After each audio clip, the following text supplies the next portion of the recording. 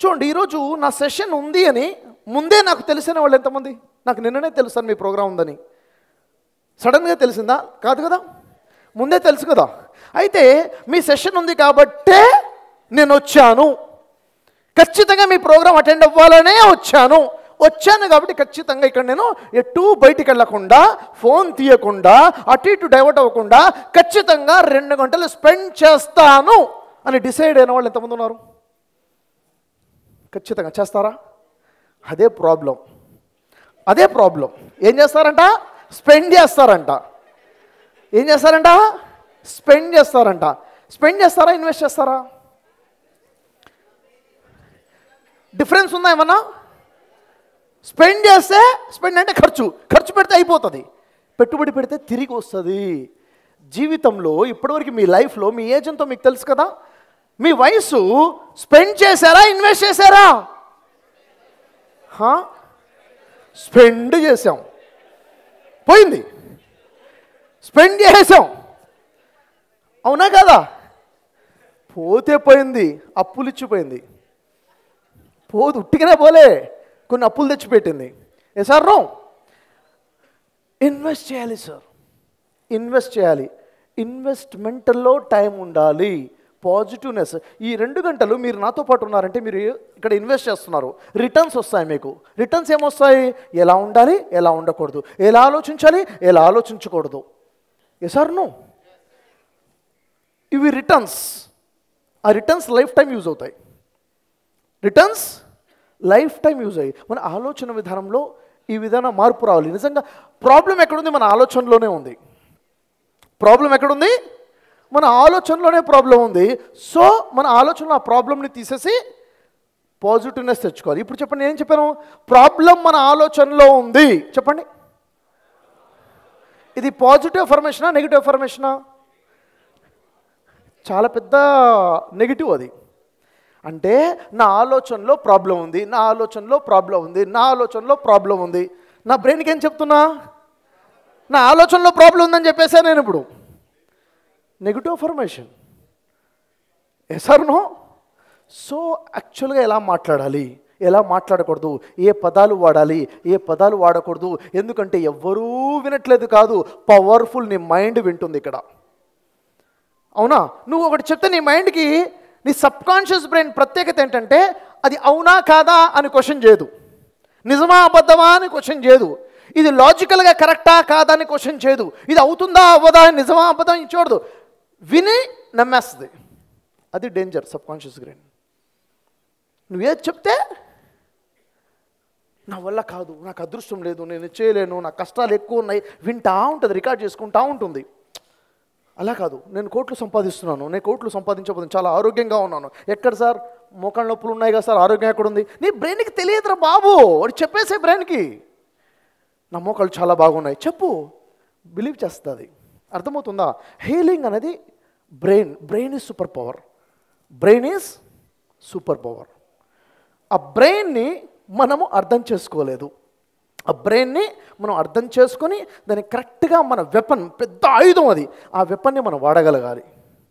ఆ వెపన్ని మనం వాడగలిగితే మన లైఫ్లో మనం ఆకర్షించేది మన లైఫ్లోకి వస్తుంది. ఇప్పుడు మీ లైఫ్లో ఏమేమైతే ఉన్నాయో అవి మీరు ఆకర్షించారు. మీరు వేసుకున్న షర్ట్ చూడండి, ఒకసారి చీర చూడండి, మీరు కట్టుకున్న చీర, మీరు వేసుకున్న షర్ట్ చూడండి, మీ దగ్గరికి ఎందుకు వచ్చిందో తెలుసా? మీరు దాన్ని ఆకర్షించారు కాబట్టి మీ లైఫ్లోకి వచ్చింది. అవునా కాదా? సింపుల్. అది మీరు దాన్ని ఆకర్షించారు వచ్చింది. మీ లైఫ్లో ఉన్న ప్రతీదీ ఆకర్షించారు వచ్చింది. మీ లైఫ్లో ఏదైతే లేదో అది మీరు ఆకర్షించలేదు, అది రాలేదు. దాన్ని ఆకర్షించే విధానం ఒకటి తెలుసుకోవాలి మళ్ళీ. సార్ సరే ఇప్పుడు ఏం చేద్దాం? నో ప్రాబ్లం, జరిగిందో జరిగిపోయిందో వదిలేద్దాం, కిల్ పాస్ట్.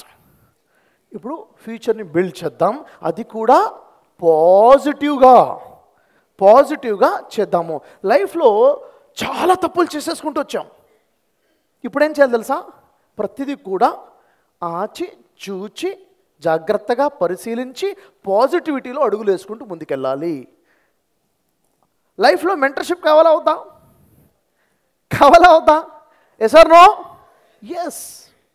చూడండి, ఎంతమందికి రాయటం వస్తారు? తెలుగు రాయటం ఎంతగా వస్తుంది? తెలుగు చేయలేపండి. ఇంగ్లీష్ రాయటం ఎంతమందికి వస్తుంది? ఎలా వచ్చింది మీకు రాయటం? రాయటం ఎలా వచ్చింది? ప్రాక్టీస్ చేశారు. పెన్ను పట్టుకోవడం ఎలా వచ్చింది? పెన్ను పట్టుకోవడం వచ్చా ముందు నుంచే? నేర్పారా? పెన్ను ఇలా పట్టుకోవాలరా అని పట్టుకోవడం నేర్పించారు. 2 వేళ్లతో పట్టుకోవడం నేర్పించారు. Yes or no?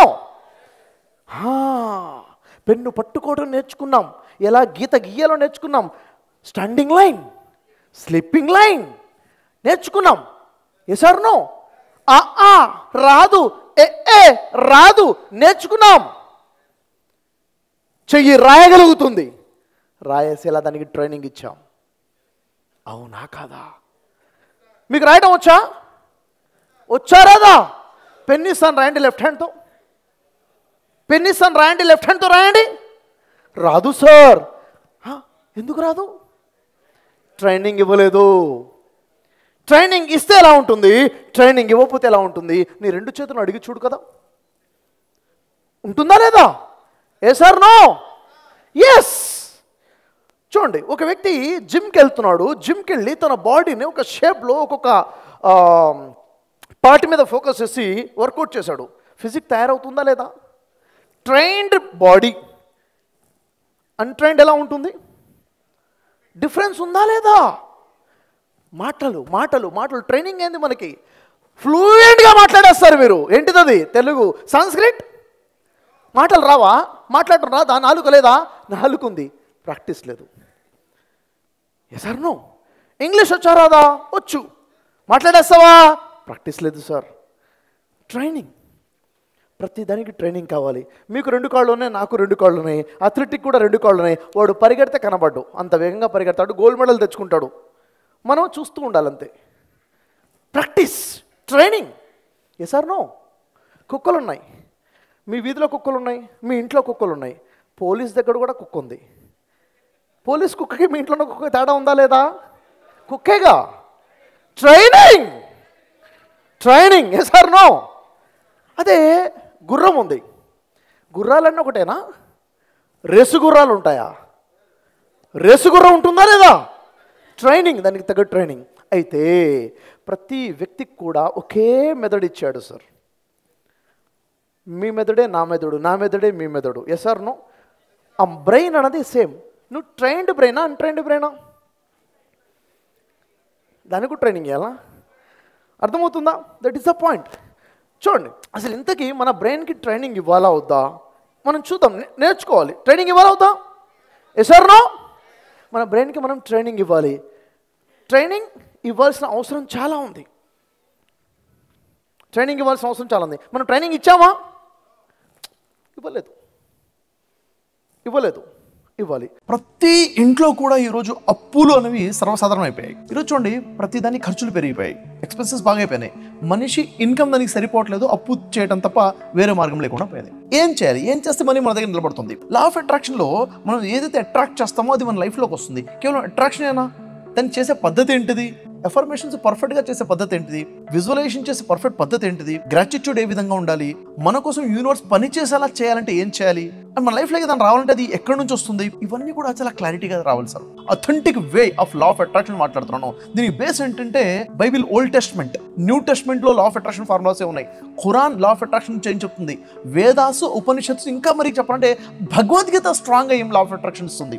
ఇక్కడ కనుక మనం కరెక్ట్గా తెలుసుకుంటే మన లైఫ్లో చాలా గొప్ప మార్పు తెచ్చుకోవచ్చు. ఎవరైనా తన లైఫ్లో మార్పు తెచ్చుకోవాలనుకుంటే, అప్పులు తీర్చుకోవాలనుకుంటే, వాళ్ళ లైఫ్లో డబ్బు నిల్వ అవ్వాలనుకుంటే, ఎప్పుడు కూడా బ్యాంక్ బ్యాలెన్స్ 5 లక్షల నుంచి 10 లక్షల వరకు మెయింటైన్ చేయాలి అన్న ఆలోచన ఉంటే ఖచ్చితంగా ఈ లాస్ నేర్చుకోవాల్సిందే. మన 10 days క్లాసెస్ అటెండ్ అవ్వాల్సిందే. ఈ 10 days క్లాసెస్లో చాలా క్లారిటీగా తెలిసిపోయి అథెంటిక్ లాస్ తెలుస్తాయి, లైఫ్లో మార్పు అనేది వస్తుంది. సో ఈ క్లాసెస్ చాలా ఇంపార్టెంట్. ఈ మే నెలలో మనం ఆర్గనైజ్ చేస్తున్నాము. 12th నుంచి 21st వరకు ప్రతిరోజు మార్నింగ్ 5 నుంచి 7 వరకు ఉంటాయి. 100 రోజుల్లో 100 daysలో మీ అప్పులన్నీ తీర్చుకోవాలనుకుంటే ఈ క్లాసెస్ సరిపోతాయి. ఈ క్లాసెస్ని ఫాలో అయిపోతే సరిపోతుంది.